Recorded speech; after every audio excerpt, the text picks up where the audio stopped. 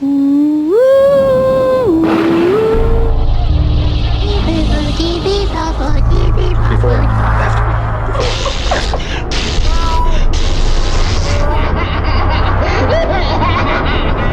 out to be completely unreliable assholes. Okay, hello, Tim. Hi, Ryan. And hello to all of our listeners out there in the yonder, and welcome to episode 18 of Dismembering Horror. Right? I'm excited to be almost out of these teenage years. Oh, can we drink? Oh, no, we can't drink yet. No. Well, welcome to Dismembering Horror again. I bet if we were in Spain, we could drink. Yes. You know what I'm saying? Especially if it was in Basque country, too. That's right. Yes, Dismembering Horror, the show where we talk about, Tim and I here, what worked for us and what did not work for us, and anything we found interesting or noteworthy about horror films that we want to see. Yeah. Anything else you want to add to that, Tim? Yeah, I do. Like, remember a couple weeks ago when we watched Onibaba? Mm-hmm. And I was like, God, those robes that they're wearing, they look so comfortable and thin and delicious and, like, light and airy. And so I bought one. We'll take a picture for our... We'll gram it for you. I'm wearing it right now, and I was right that they are light and airy and comfortable and awesome to wear. Yeah, you got it from a thrift shop here on Melrose. Yep. Great, we'll post a picture because we know you want to see that now. Do you? Yeah. Hey. Oh, okay, good. Now that I've seen it, it'll be terrifying. So I got a couple things just to get out of the way here. I know that was big news what you just had. But I needed to correct something I said in last week's episode when we were reviewing Rec 2. You started off saying how you gave it a rent. Mm-hmm. I sort of jumped on that saying I gave it that too, but I actually meant stream so I wanted to clarify that my review of Rec was actually I said what's that film? The Ritual was kind of my baseline for rental. Stream. Oh, you meant for streaming. I meant for streaming. I getcha. Because streaming to me should still be worth your time. Sure. In a sense. You know, you get something out of it. And Rec 2, I felt like that was the high-end stream for me. Like, I'll check it out. That was fun and cool. But it wasn't approaching the kind of like, oh shit, this is a good film I want to see. But you think Rec 1 is? Yes. I think Rec 1's a rent to buy for me. Yeah. Awesome. So yeah, just that. And then the last thing I wanted to continue that. I thought it was pretty cool that, you know, in sequential of our episodes here, on the Black Cat, you confessed your interest. You have a soft spot for ghost things. Not necessarily ghost films, but like you said, as you put it, all those horrible ghost shows. Yes, I know. And it's then, like a guilty pleasure. Yeah, but how neat that in order of you saying that, soon after you must have said that is when you saw your ghost encounter. Yeah, that's true. Which you mentioned in then the next episode. So it was kind of you set that up for yourself. I guess so, yeah. Maybe it was all in my head. Right. But, you know, if I was, when I was editing last week's Rec 2 episode, when you talked about that ghost encounter, I would have felt pretty teased that we said you did that, but you didn't actually explain it anymore. So could you at least give a quick summary for anyone who may have been like me? Like what I actually saw? Yeah. Yeah, okay. So I was in my friend's house. She lives in an old Craftsman in Pasadena, on like a corner lot, like in sort of an older area of town, which is generally, like, I've talked to people, they're like, yeah, that part of town is haunted. I don't know why, but that's what people say. So we're sitting in there, and we're in the dining room, and I can see into the living room from where I'm sitting. Nobody else can, because they're kind of facing the other way. And the living room is dark, the lights are off, and there's like a fairly big kind of bay window that faces the street, but there's bushes and trees and stuff obscuring your view to the street. So it's all just dark. And I'm talking to my friends, and out of the corner of my eye to my left, where the living room is, I see something moving, and I kind of think my brain initially just assumed it was like headlights or whatever shining through the window. But then I look over, and there is a fucking woman, head to toe, standing in front of the window, like mid-stride. She walks 2 steps away from me, sort of through the room, the living room, and just is gone. I'm like looking directly at this happen. Now, granted, she wasn't like, it was full-bodied for the most part, but she was sort of translucent-y. It was like she was all kind of one color, like grayish, pinkish, grayish, sort of translucent. I don't know how to put it. And like not every piece of her was fully visible. It's like I could see that sort of her head and shoulders, and then nothing, and then like her waist and hands, like she had her hands sort of clasped in front of her. And then like nothing, and then like the bottom of like kind of a dress. Well, okay, so yeah, what kind of clothing it was? Like era? I guess. Yeah, I mean, I would say not modern. You know, like a dress, like a full length dress. And what I was super curious about, I'm like, what do you mean she vanished or was gone? And you arrived at it was kind of like smoke. Yeah, almost. yeah. That's ultimately, in thinking about it, I was like, I don't know. I mean, she was there and then she wasn't, but it was sort of like smoke, just. You know, if somebody blew a bunch of smoke, that dissipates and then eventually is gone. It was like that, except fairly quick. And you also said, the last thing I thought was interesting, that the sort of like emotional reaction you had was, well, no, you said as far as like, yeah, you know, as far as it didn't scare me. No, but you said more instinctually versus emotional is your reaction, was as if you're watching an old film reel. Oh, that's right. Yeah, it really did feel like I just was watching a projection of some old film reel. Mm-hmm. And just being like, oh, that's interesting to look at. And what were the reactions of the people who lived there? My friends were like, I was like, they like just saw a woman walk by, and they were like, oh yeah, this house is super haunted, and there's a woman who like is in here, and we like a bunch of people have seen her, and they're like, yeah, it's just the way it is. I think that's so I was cool. like, let's ghost hunt in here, and they're like, this is our house, so no. We don't want to stir it up. I was like, okay, great, damn it, thanks for sharing that, because I would have felt teased not having heard the rest of that. There you go. I saw a ghost first time in my life. Great. So let's get into our episode. What do we do for that? Should we? We got to say what it is. Let's say what it is, and then we'll play the trailer. Yeah. You have to say it, because I don't think I can pronounce it. All right. This week we watched Errementari, the Blacksmith and the Devil. Galdetzeri bai zerek ekar zaitun, ergoion honetara? Alfredo Ortiz nozue, diputazioko komisarioa. Kontu bat ikertzen ari naiz. Nola heldu naiteke Errementeriara? Garbitokira heltzean hartu egizu, eskerretara don bidea. Gero segi errekari, basoan ondotik. Baina asti ibili. Toki hartan deabroa bizi da.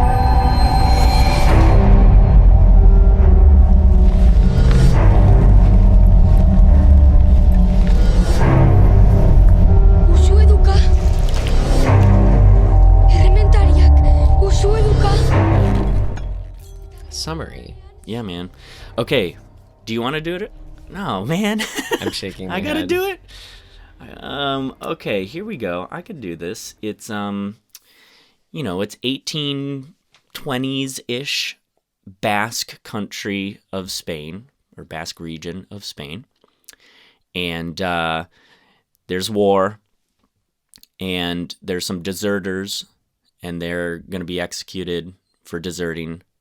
And in that execution, one of them doesn't die, and we see a flash of a demon form, and then and that guy kills all of the soldiers.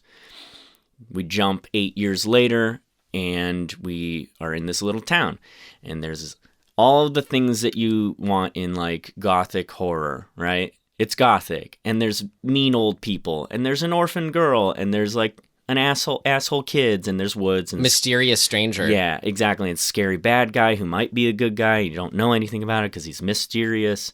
And then there's like an establishment guy who comes in and sort of says, we gotta go deal with this scary bad guy that everybody's scared of, who's the blacksmith. And so the story really, I think, mainly is that this little orphan girl who's kind of a rabble-rouser, she gets involved with the blacksmith, and we discovered that the blacksmith made a deal with a demon. Yeah. And so I guess the summary would be a blacksmith who promises his soul to the devil. Yes. Usurps that agreement. Yes. And that's it. Kind of it, right? Because the story is kind of a unraveling of the whys. Yeah. Why did he do that? What did he get out of it? Like, who is he? Who is the girl? You know what I mean? Like, you're playing catch up a little bit. It's about, revealing the backstory. Yeah. All that good stuff. And how would you rate this film?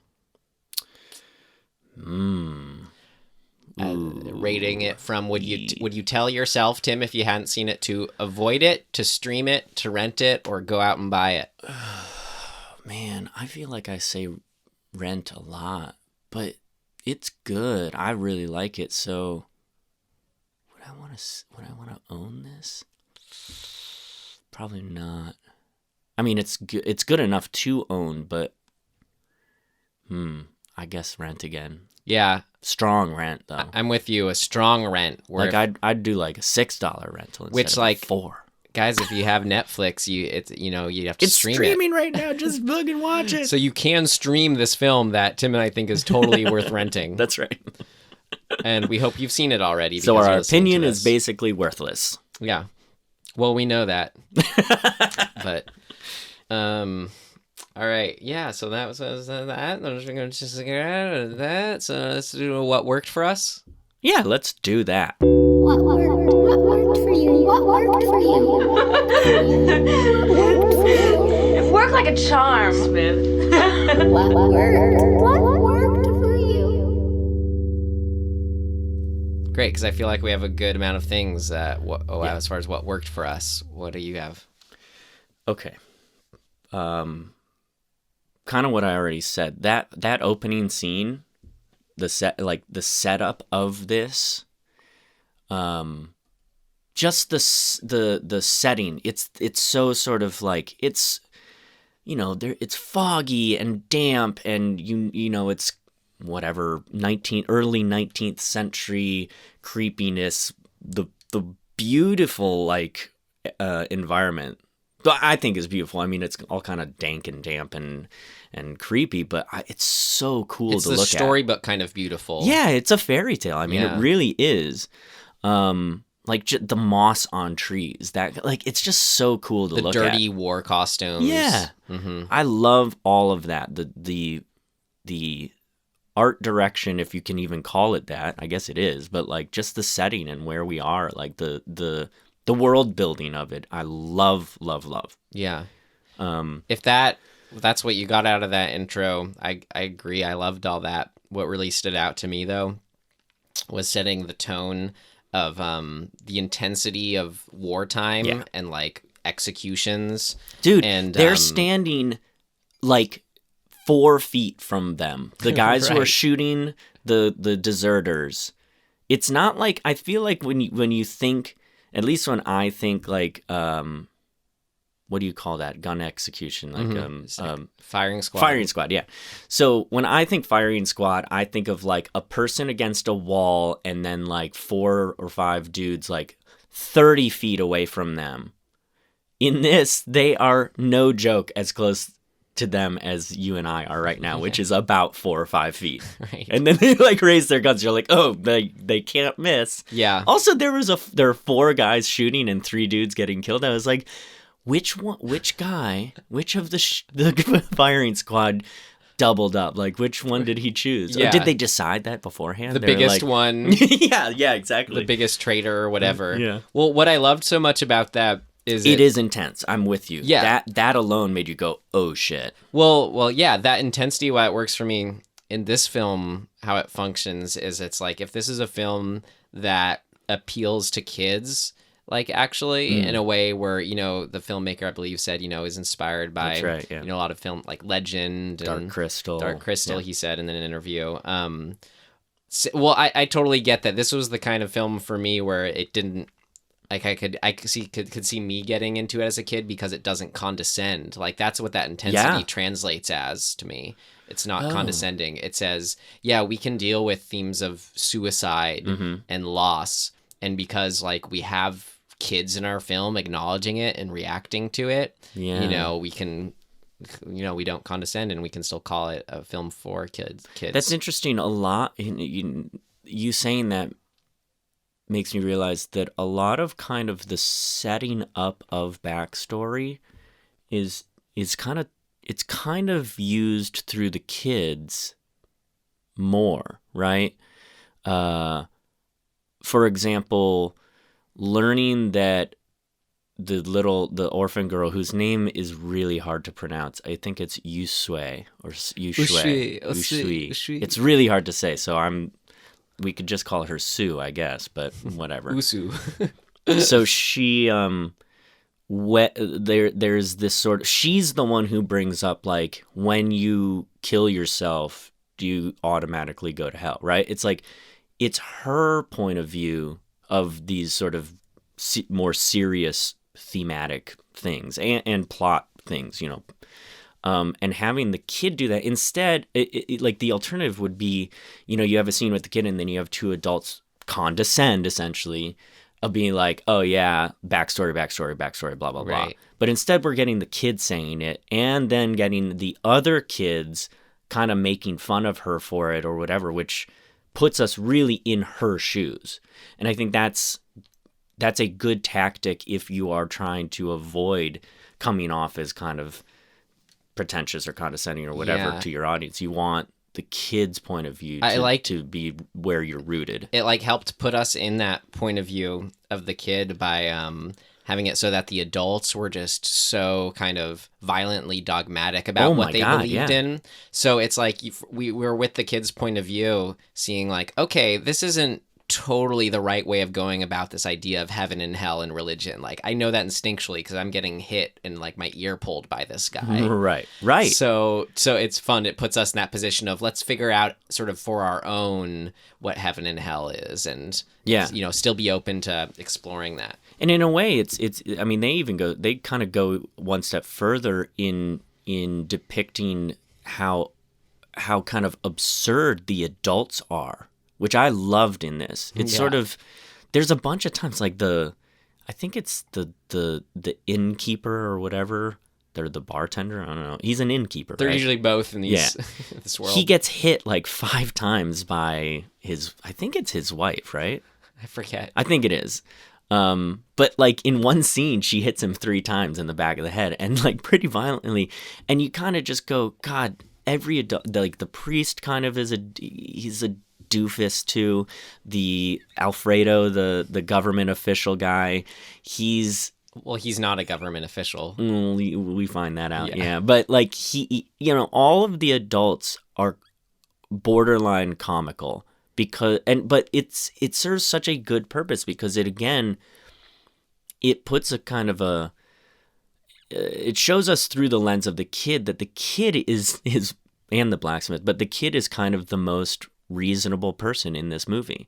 And like when you see the adults acting so brashly, like they're like, oh, they run to the blacksmith's place because the government guy says to, and they fuck up and it's an accident, and then they're instantly like, we gotta go kill him. It's like, dude, right, calm down. Way to keep up the townspeople stereotype. Yeah, exactly. The scared townspeople. But I think showing that, I mean, this feels so very fairy tale and fable to me, and it is. Like, it ultimately is. It's based on a fable. Mm-hmm. So I think which was called the Smith and the Devil. Yeah, the Blacksmith and the Devil. Yeah. So there you go. But it accomplishes translating that, a fable into a film really, really, really well. Well, yeah, to go off of that, sort of I think why this worked as a whole for me so well is because that filmmaker's love for fables, and I think this was one of his favorite ones, really comes through. Like, as if when we were talking about X-Day hair extensions, how that was an example of things working just because the filmmaker's confident. Yeah. This was an example of where that the filmmaker's enthusiasm and childlike enthusiasm really is imbued in every aspect of the film, and makes it and allows the viewer, at least me, to really get on board with it all. Yeah. And I just turned you up, baby. Now you sound beautiful. Thanks. So yeah, I was gonna say, kind of, it reminded me, it wasn't unlike Mandy in that sort of... there were moments when I thought the same thing. Right, where you see the filmmaker's kind of love of this world and this aesthetic is the thing that we're able to sort of help us go to this world with the film and with the filmmaker. Yeah, totally. No, I that... the feel, I guess. Mm-hmm. And the passion of all of the story and that topic coming through with that. This dude, his name's Paul... oh boy. Paul Urquijo Alijo, I think is how you maybe would say that, but maybe not. Paul. right, yeah. Paul. It's so good. Paul. So well done. Other just kind of major things that worked for me was the cast and the performances. Totally. If you want to get that out of the way. Yeah, it's like fucking everybody's awesome. Right. More to say about it. The main older guy who's kind of like has the appeal of like the good-hearted grandpa that you warm up to, but at the same time kind of like the old man Marley Home Alone. He's that character, Oh yeah, totally. This is the blacksmith, you mean? The Yeah. blacksmith. What's his name? Patsky. Yeah, Patxi. I don't know how you say that either. And then, he's awesome. Yeah, he's scary, but warm. Not just because he's in a blacksmith shop. Right. And he's got a kindness to him behind his scariness, which is a fucking cool thing to see. And is fun to approach again from the kid's perspective. Right. Of like, because I'm the kid, I can almost kind of trust my gut more in seeing the good in him. Yeah. Which she does for Sartell, the demon, too. Yeah, I loved that moment, this moment where she gets inside of the smithy, or I guess is what you would call it. Yeah. She's inside his home, and there's, a billion metal crosses everywhere, which I love, just the aesthetic of that. And she comes upon this little kid in a cage. So let's talk about his performance, too. The little kid or the actor? I believe it was the same, but I was just... The initial little kid that we see is not the actor who plays the made-up demon Sartell. Got it. Well, the demon's performance. The demon's performance is fucking great. Right? Like, talk about... he's so all over the place, but in like just the right way. Yeah, I was going to say like acting through the makeup, or those working in tandem so well. Yeah, and they also, do you think that some of the movement of like his ears would move at times, like the big ears, was that? I think that was all, actual mechanics and prosthetics, and it was just the tail that was CG every once in a while. Right. Which I was convinced. Yeah, I was too. It was so good. Yeah, he's just creepy, but funny. Yeah. And... that's what worked for me so well was about him, and this is maybe kind of irreverent, like to transition more just to that character Sartell and his everything about him, which the performance only heightened, but the design it did that rare thing that's so it's like seems like it would be an impossible feat to sort of try to accomplish, but where despite like how kind of silly and humanized he gets for a demon by the end, he still retains this scary quality to him. At least for me, like I think that's a testament to this actor's kind of physical body work, like his ability to just kind of like do things physically with his body that are just off of what we humans would, how we pose, right? Like it's little things, like his shoulder is a little up just more than we should, or like just his head being kind of tilty and weird, like just a little weirder than any normal person would be in that makeup is like super heightened. Mm-hmm.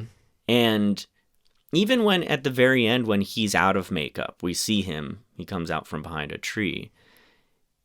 He's still like, I think it's just part of who he is, and obviously part of the performance, but he like quiets down that weirdness when he's out of the makeup just enough.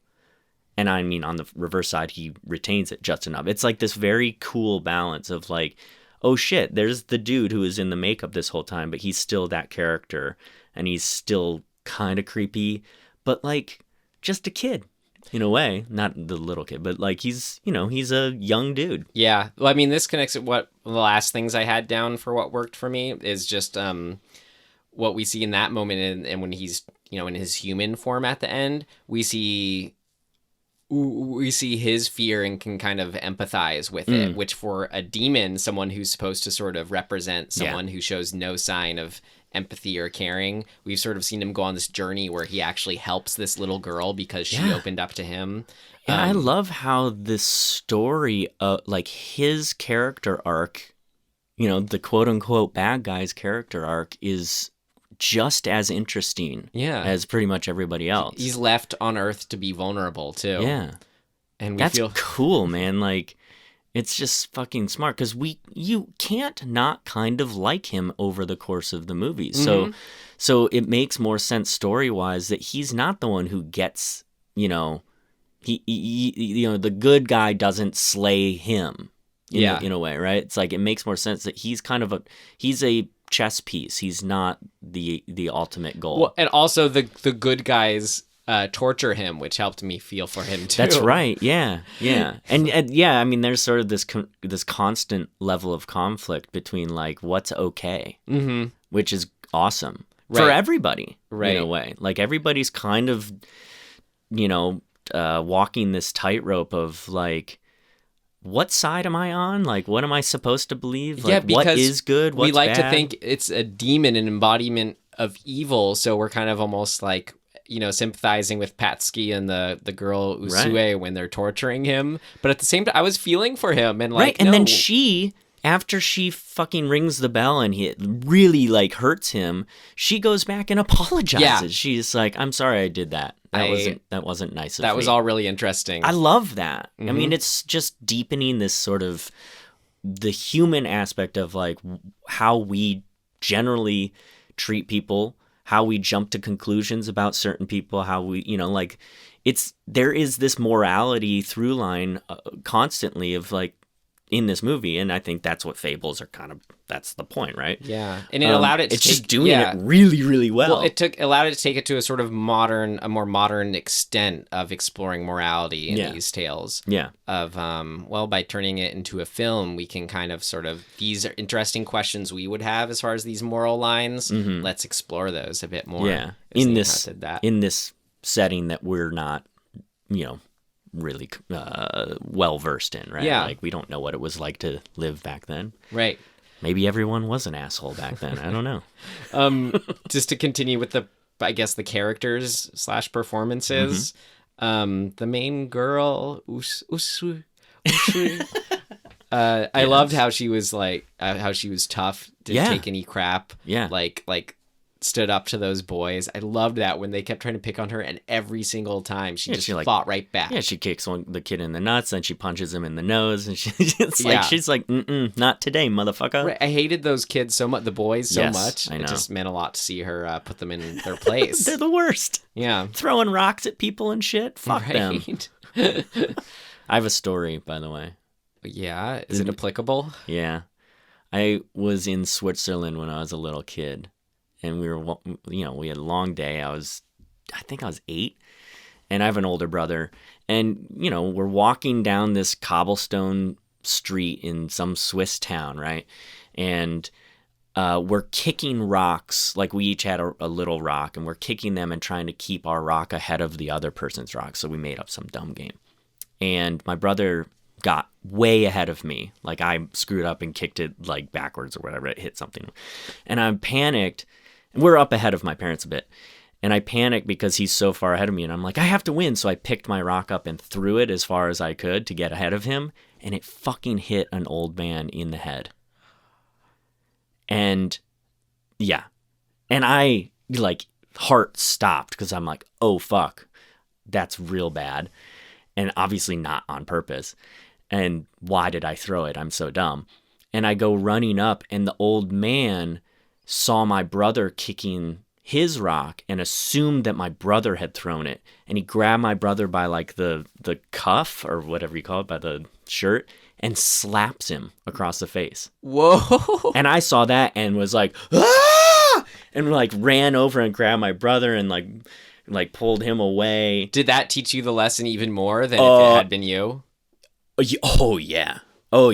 And then my parents, they watched all of this happen. They're like 20 yards behind us. So they came running up and they're like, oh wait, so before they come running up, there's this beautiful moment, right? I've pulled my brother away. I'm freaking out. He's calming me down, even though he's the one who just got slapped. And sorry, this is a long story. And he looks so, the old man said some stuff in German probably. And so we didn't know what the hell he said. He probably said, you fucking dumbass kid. Like, why'd you throw that rock at me? But we didn't know. And so my brother, I'm panic stricken. My brother looks at me and he's like, it's cool. Don't worry. You're not going to get in trouble. They don't speak English here. The second he said that, both of us turn and there's a sign 2 feet away from us on the side of the road that has a British flag, a Swiss flag, and a French flag. And it says, we speak English here. And we're like, oh no. Yeah. And so, of course, like my parents run up and they're like, yo, like we're sorry that happened, but you don't get to hit our fucking kid, you know? And so they had a little back and forth for a second and then it was over. And German man. Man, he wailed on my brother. And, you know, I should have been the one getting hit. Wow. And what was the reaction of the blacksmith getting hit by the rock again? I forget. He ran after the kids, and remember, he got a hold of the kid's jacket, right? Oh, yeah, just to freak him out. Yeah, but he doesn't do anything. Well, that was to him, kind of right? the early he kind signs. Of lets him go. That was the early signs of seeing, the blacksmith doesn't want to hurt anybody. Because the townspeople, remember, they accused him of killing that guy. No, the guy fell into the bear trap. Which, by the way, the bear trap's amazing. So I have that. I loved on things that worked for me. I have bear trap ×3. Yeah. Well, ×2, meaning the second time on Sartell. Yeah, the demon. right. So you get it the first time when the dude gets it in the head, which is a great death. Right. The townsperson. Yeah, the townsperson. But then Sartell getting it twice, the same. Oh my God. The second time, it's so satisfying. Yeah, exactly. It's like it's like, I don't even know what you call it. Just the fact that he's... It's great to see enough. that much frustration in a demon, too. You know, a demon being foiled by just something so human and just like a trap. Yeah. A booby trap. And it's sort of, in a weird way, it feels like it's like a kryptonite type thing. You know, like he's a demon and so he doesn't remember that the last time he ran out there. You know, it's like he's got... sort of a flaw, like his own flaw of this is vague, but like it's like rather than his response being I got captured by a bear trap the first time, so I'm going to be careful, it was so just like, well, it's not going to happen again. He wasn't even thinking about it. Right, which is what, yeah, exactly. Demons are supposed to be kind of like arrogant and like, you know, of course he would not think about it the second time because he's a dick. Well, that's kind of a representative of the story and the main like thematic whatever is being explored in this film. Sartell being trapped by a bear trap a second time, because like what I loved about this film and this story was any story, you don't see it too much, but like anything that sort of takes like the rules of the supernatural, all powerful, you know, you can't break this is how it's going to be, testing anything that tests those limits or those rules and says, F you, like, let's see what happens if you're going to steal my soul, well, why don't I just put you in a cage? Right. You right. know? Yeah. And it just sort of, it reveals that much more about the world and how it functions in an interesting way. Like, I always am interested in how we're interested in horror films is always about pushing boundaries and saying, what if? So I love the what if within this context. Right. Yeah. Like if someone, Scrooge said to the three ghosts, like followed them somehow, or sure, break the rules. Yeah, it was like, oh, that you think this is the rule? Well, yeah, I don't like. What about this? So I guess really, in a nutshell, it's fooling the devil in this case. Yeah, I mean, and I think I'm hesitant to talk about hell because that is whatever. So,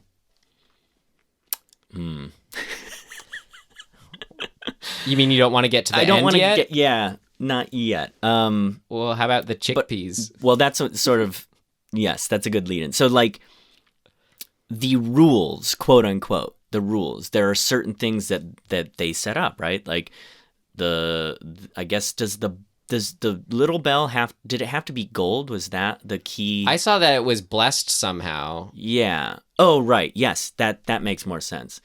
But they set a couple of these rules up, right? Like the bell hurts them, and the chickpeas, they have to count them, right? Those rules you kind of know right away are going to come back around potentially, but you it's like, why set those rules up anyway? But I like that, like, kind of what you're saying, that there's this ambiguity between what is set in stone rule wise and what isn't, and you can kind of flex around that. And I think that's kind of thematically to the point of the broader story, that life is not just sort of this like black and white thing. Like, people make mistakes, people fucking have tempers, people do things that they regret, like the death of his wife, could have potentially been avoided, right? And but he lost his fucking temper because he fucked up. Yeah, it's saying as if heaven and hell aren't these sort of end all black and white, constructs or whatever, I guess. Yeah, exactly. Definitive ideas that it's exploring more how they're just an extension of things that are very human. Yeah. And we get to see how that's malleable in this sort of story. And it just makes, I think it's in that sort of the lesson kind of fable, teaching a lesson thing is this, to me, that's a good lesson, right? Like, people are fallible. They make dumb decisions and mistakes, and like, your authority figures aren't always the best people, right? And the people who you think are complete assholes, sometimes they're not. Yeah, and that, for some reason, to me, exploring that type of stuff is very pleasing. Well, to jump into the gates of hell, okay, the ending here was something you just said reminded me of, like, oh God, what was it? But it was something I didn't write down. I loved how when the doors of the gates of hell started closing, people wanted to get in. Yeah, they're like, no, I lived a horrible life. I was an asshole. Yeah. That's so good. There were a lot of little details in the end sequence that sort of made me go, okay, I'm loving this movie. This is this is a movie I love.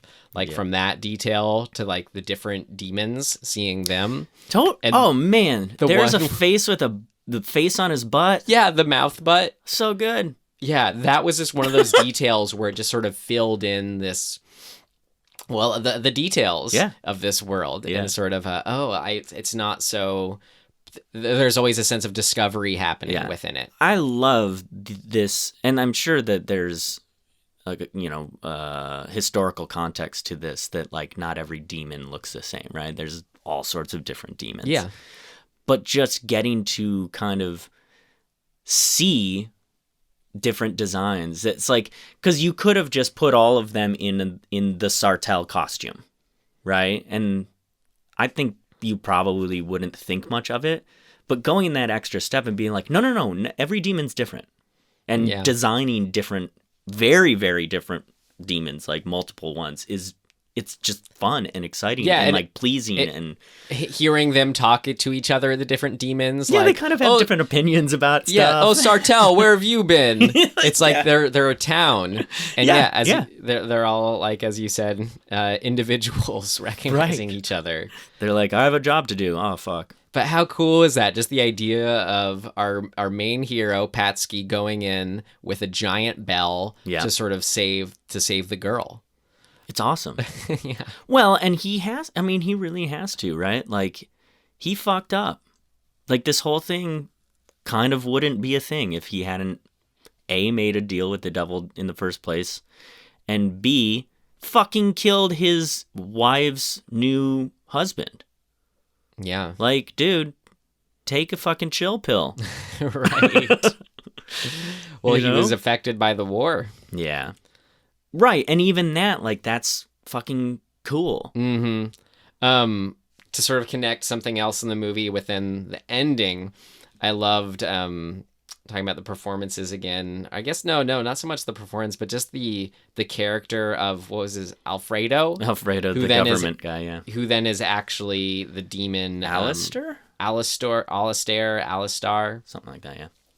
Like, I love that in things. I'm trying to think what else it's in. Like, definitely some other movies where there's been a devil in a human form, but where the sort of more, like, where the actually more threatening evil is sort of physically embodied by someone a bit more, like, I think they even call him in this film, they call him like, you're a dweeb. Oh no, yeah, that's right. They use a word like it's like pansy or something like that. Exactly. Like the I don't know and if it's how pansy, he says, but it's something like that. Oh, I wouldn't be of any help, going in, like, right, yeah. And I wouldn't be of any help, doing anything physical, essentially.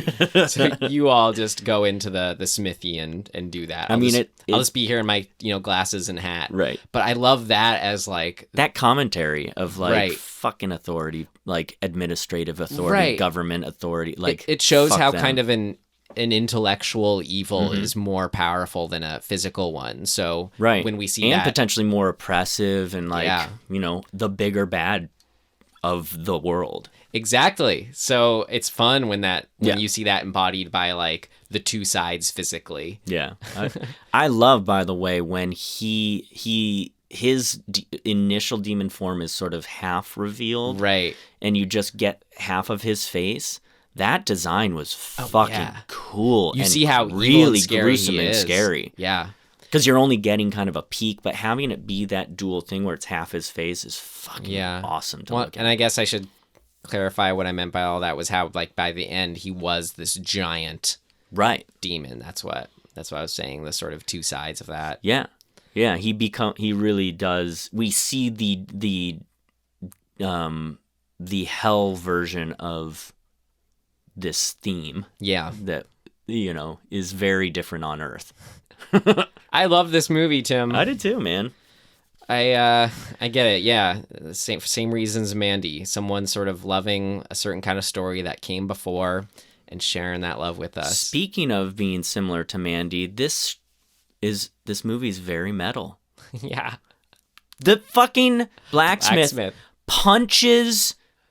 He's like making a hot metal thing with a hammer, and the hammer breaks, and he punches the metal instead because his hammer's broken. Right. He punches metal. He punches molten metal. I can't even talk. I'm so excited.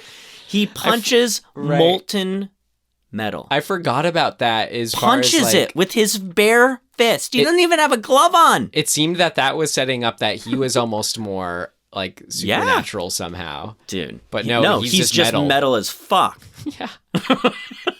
Well, yeah, even the devil is afraid of him. That's right. Yeah, he goes in to fight him. He caught a fucking demon and put him in a cage, and he's like, "Fuck you, demon. I'm gonna fucking make crosses." Do you have anything else specifically that worked for you? You wanna? I think that speak now or forever hold your. That's it.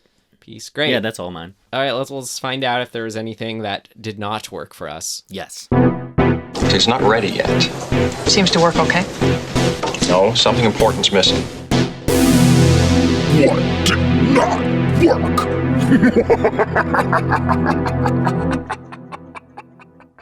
The answer is almost no. Yeah, almost no for me too. My one little thing is that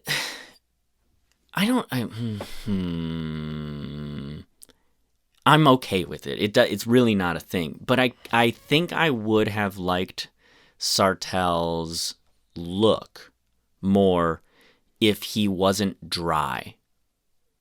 You wanted to see him wet and drippy. Yeah.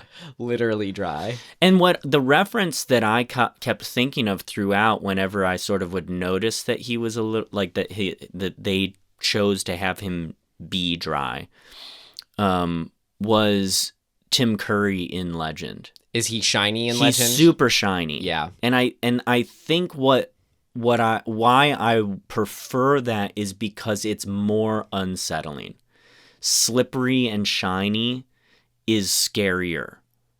I mean, it's kind of like the alien design. Like, they initially tested on camera with just the dry costume, and they were like, this is not working. It looks weird. And so they put that, whatever that fucking... Probably KY jelly. Yeah. On, and it suddenly everything pops and light's reflecting it well. And I just kept thinking, man, I would like this that much more if he was shiny and reflective, because he's, there's fire around him all the time. Yeah. And shit. And I just think that... But knowing he had to reach a place where we see him running around outside and more light.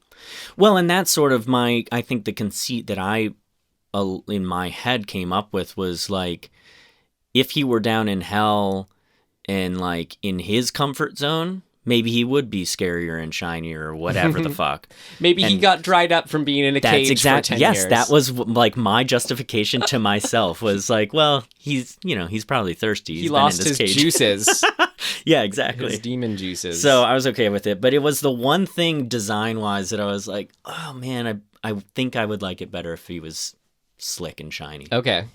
But it does not affect my opinion of the movie at all. I only put down a couple things, one of which you kind of convinced me during this. Maybe I'm not so bugged by anymore, but usually like the angry mob people. Mm-hmm. I just get so frustrated by that in general, where it loses me when you don't at least have any naysayer, or you don't see that straw that breaks the camel's back of like, okay, you want to see sort of that tension reach a climax before, but this was just, no, it's a given. It's a Saturday night. Of course we're going to go out there with our pitchforks. That's right. But here's my, like, I think they do this. I mean, there's some purposeful, Jesus, what am I saying? They construct this in a purposeful way that anytime a townsperson, because they've sort of established that the townspeople are all kind of dumbasses, anytime there's a point where they have to like make a decision or they do something that's a little brash or whatever, Alfredo, our main demon, is there. Yeah. And I think that there's sort of an implication that, or insinuation, I don't know, that just his presence pushes people into this sort of bad decision making. Well, I really like that, and I wish it could have been a bit more apparent. They could have leaned in on that for sure. That would have been really cool, because otherwise, even though it's sort of, you could say, justify the angry mob, just inherently they're an angry mob because this is a fable type story. Yeah. For translating a fable for modern audiences, I want that bit of, though, hesitation of Yeah, if there was a way that you could kind of, you could see, even just have, like you're saying, you have the one kind of naysayer. Everybody else is kind of, they're so easily manipulated. They're so suggestible. But if you had the sort of the one guy who gives a fuck who it is, but it could be the bartender. Or no, but you already said it. It'd be better in this story to show that influence of the... Yeah, so I'm saying if you had the one guy who did kind of have a hesitation, and then you just show Alfredo kind of lean in, and you watch him shift into the mob, you go, ooh, right. You could just have a very quick moment that points a little more. Because it shows all their sort of their blind faith and almost fear of government, right, and a higher authority. But like how they also treat heaven and hell. Yeah, But I think that it's there, or at least I was getting it, especially when they're finally in the blacksmith's place. There's a couple moments where I think it's the innkeeper and his brother, they have it out, and he like punches his brother or like stops him or whatever. And there is a little suggestion of what we're talking about in that moment. But it's a little hands off. It's not pointed at directly. Right. So the only thing I had that was a bit more certain of it's hard to call it a critique because it almost feels like it's partly budget and partly just the story of what it is. I wonder if you're gonna say what I have. Well, I just wish it was shorter. Like, oh, really? As if that for me would have better fit this sort of like the fable story, because when something has this good of world building and characters, yada yada, I wanted more of a sense of adventure to it. When really this sort of had the same problem, not as much, but I call it the Pirates of the Caribbean problem. Whoa. Of where that first Pirates of the Caribbean movie had no sense of adventure to me because they kept going back to the same like 3 locations all movie. They kept going back to the same cave. So like I want swashbuckling adventure, but that's not there unless there's that progression like in comparable to this film Legend, where it's like they got to get the whole movie is going on this quest to get somewhere. So I just hope sort of more that this allows, the filmmaker said that he's be excited to adapt more fables like this that he loves. Awesome.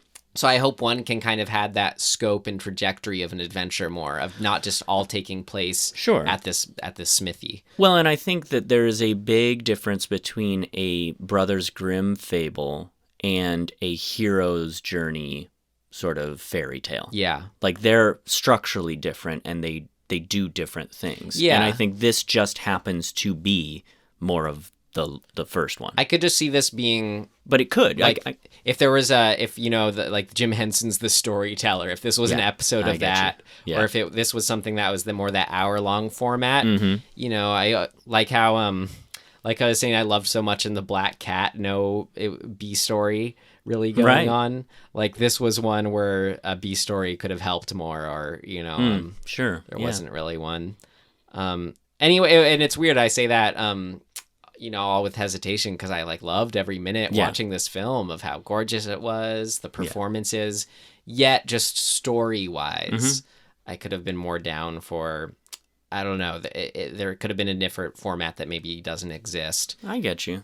Like, I loved how it had the budget behind it. Definitely. And they made the most of it. Oh, man. But yeah, I don't know. The only thing... an adventure hound, I mean, yeah, I get that. I think for me, the only design or look thing that I was like, was the actual hellscape stuff. I wasn't in love with... I think it's 2 things. I mean, obviously, it's budget, partially, right? Like... what are you going to do? You're at the gates. And I like certain aspects of what they were doing. They have this sort of, these embers in the air and it's dark and you kind of are leading to the gate. But the gate looked weird to me, and the angle that they sort of depicted it as very low to high and it sort of like flames up in the sky kind of thing. I just didn't dig it. And I felt the lack of budget in that one thing. And I was like, okay. Yeah, the end creature. Well, yes, CG. But so remember the opening? The opening has this very cool, weird, like artistic design sort of miniature thing. It was beautiful. I wanted that. I wanted that thing to be the gates of hell. If they had been standing in front of that, even if it had been a little like odd or wonky or green screen or whatever, I would have been more into that than the version that they gave us. Mm-hmm. So that's kind of like, literally, that's like my own Dry Devil, Gates of Hell. Yeah, so pretty insignificant. Yeah. Okay, well, things of note. Can we do that? Yeah, let's do it. Things of note!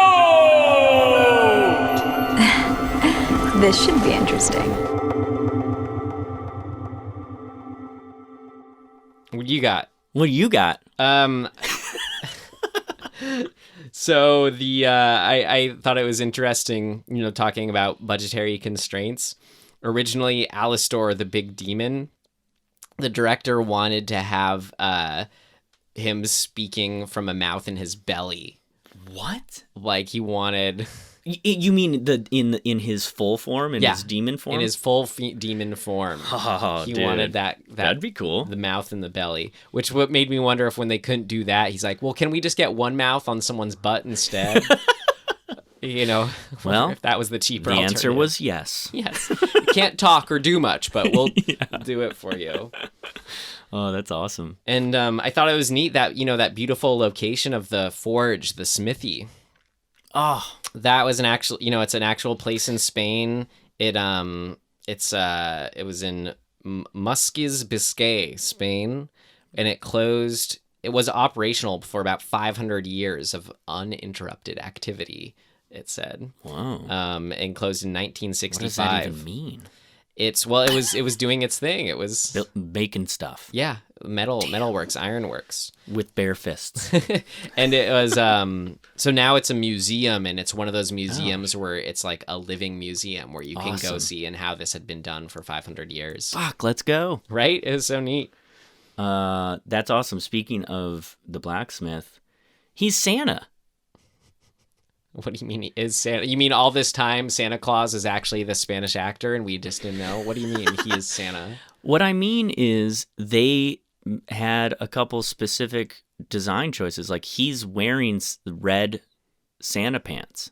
I remember you saying that during the movie. I know. Pants. I was like, what the fuck? And then there's this so I'm wondering I think there's got to be some sort of historical correlation that the image of Santa that we know now was something else in the past. So rather than saying he is Santa, Santa is him. Yes.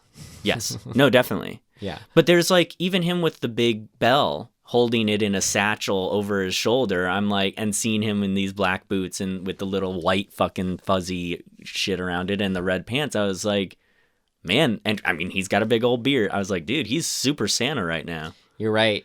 There's some sort of connection there. There is. I just don't know exactly what the lore of that is. That imagery, that archetype. But was Santa the original sort of where that came out of? Was that a blacksmith? There might, because is there a connection to the coal shit? I don't know anything aside about from it, so Krampus and all that. I haven't really looked into. Me neither. Well, I'll look Santa into Claus. it and maybe I can find something. It's cool. Pretty noteworthy though that this film was in Basque, which. Its original language is Basque that this film was shot in. That's right, yeah. Which isn't, which I learned a little more about it. It's actually a language isolate where it's not like it led to Spanish and French. It's one of here. I'll just read what I found here from Wikipedia. It was cool.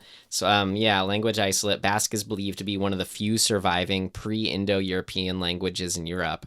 And it's the only one in Western Europe. The origin of Basque and their languages is not conclusively known, though the most accepted and current theory is that the early forms of Basque developed before the arrival of Indo-European languages in the area. Huh. So it was pretty neat that they did a movie in that language. And also maybe the language, because it predates all this stuff, maybe it was developed by Satan. Right. For all we know. There's I think 4 or 5 dialects of Basque within the region. That's crazy. But cool. It was pretty neat to when we switched over. I actually kind of wanted to rewatch the intro because we watched the intro and it was still in English of that narrator's voice. Yeah. It would have been neat if that was in Basque, Yeah. But then as soon as the movie kicked in after that, we went into the Netflix controls and saw Basque original. And how cool was that? That's just awesome. to see original language. language. I don't even know what the fuck that is, but yeah, it was cool. Anything noteworthy as far as we watched? It was kind of cool pulling this out from the hat because we had 2 Spanish films in succession. Yeah, I think it's cool. I think it's amazing that this is this director's first feature. He had been doing shorts for 15 years. Okay, but still fucking amazing. Yeah. Well, I want to say, I mean, there's a lot of times though, that people go, "Oh, this was your first film," when it's someone's first feature, and they're like, "No, I've been doing this for a long time." And I hope he wants to make, as I said, more films. Awesome. I'd influenced be very by psyched fables. for that. So let's hope it's popular on Netflix and they give him more money. Yeah. Get in some of that Yep, Netflix yep. money. I hope like Netflix is sort of already has allowed for a lot of bigger budgets given to things that kind of studios these days are hesitant to give budgets to. I think that seems to be kind of what's happening. So give to a certain degree. Yeah, let the Mandy Panos filmmaker make his She-Ra film for us. Oh shit. And let this guy make more fables. Yeah, man. Well, can we find out what recommendations? Yeah, let's recommend Dead. Okay, so was it last week that you said the Kevin Smith, the second one in the what's it called? The True North trilogy. True North trilogy. I right? recommended Yoga Hosers. Yeah, and because of that, I saw that Tusk, the first one, was streaming. I think it's on Prime or something like that. And I was like, I'd resisted watching it for a long time for some reason. I don't actually remember what made me not just watch it. Tusk? Yeah, Tusk. And so I said, fuck it. And I watched it and I loved it. So I'm recommending that. Can you say briefly why you loved it? Can I without giving shit away? It's fucked up. And it's body horror fucked up in a couple ways, and you all know that I love body horror. It's idiosyncratic weirdness. Yeah, I think is what a lot of people have difficulty jumping into. Why was that not a problem for you? Because I'm weird. I love weird shit. Me too. That's why I recommended Yoga Hosers. Now I need to find that and watch that. Yeah. So and funny. Hope that the third one, whatever that is, gets made. I don't I know hope it what's gets happening made. with it. They're all super low budget, but that's a big part of their charm too. Fuck, dude. Tusk, great. Yeah. I wanted to recommend. It's not going to be in theaters anymore. Sorry, you want to what? Recommend Dead. Oh, okay, cool.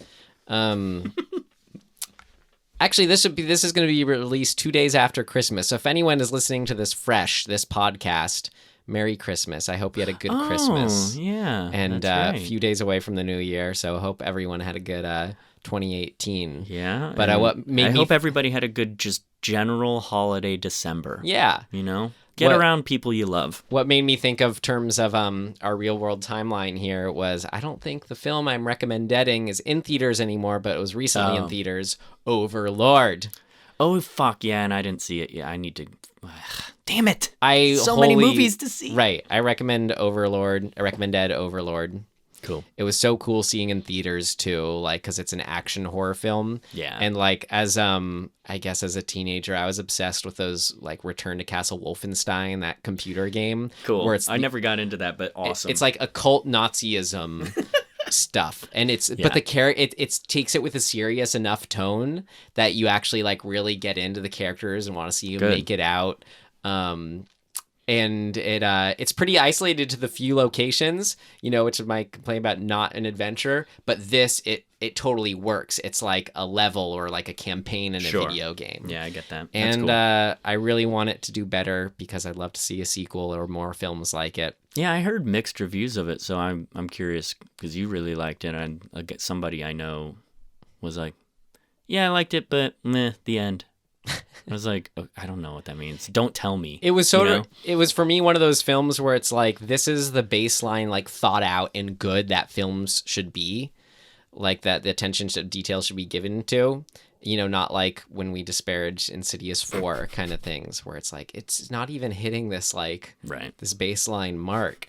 But, yeah, this one did. So I'm saying with that is that some people could just be like, oh yeah, it's baseline good, and then kind of come out whatever. But for me, having that applied to this story in this context in this world, of course I'm gonna love it. Cool, great. Awesome.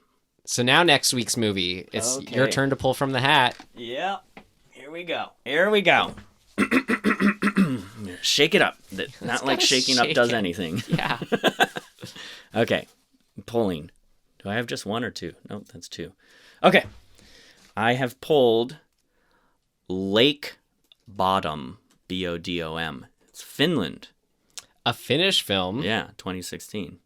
Great. I know nothing about this. What is this? Well, I think we'll we find should out. find out. I think it's something with something could be kind of gruesome about murderers and great. Something in that ilk. But hey, more recent horror film. It's probably saw it on some list. I'm sure. Yeah. But it's cool because it'll be Finnish. No idea what we're getting into. Finnish horror film. Yeah. I'm Awesome. down. Cool. All right, we'll find it. Maybe we'll have to rent it. We'll see. I know, right? All right, well, you can find us at dismemberinghorror.com. Yep. And, you know, we're like on iTunes and shit, so that's probably how you're listening to us. But, like, yeah, you know, the thing that people always say, which I think is really annoying to hear over and over, but apparently you need to rate and review shit. So maybe we'll just every once in a while, every 18 episodes. Every 18, yes. We're going to let you know. Reviews really help us out. I guess, yeah. If you're listening to this and would like to do that. Yeah. And, you know, we've got Dismembering Horror Instagram and all which that I shit. think they should go to because then they can see your new kimono. Oh, yeah. I'm going to take that picture right now. Cool. All right, great. Well, thank you everyone for listening. We hope you enjoyed sitting down and discussing the Spanish horror fable with us. Yeah. Bye-bye. See ya.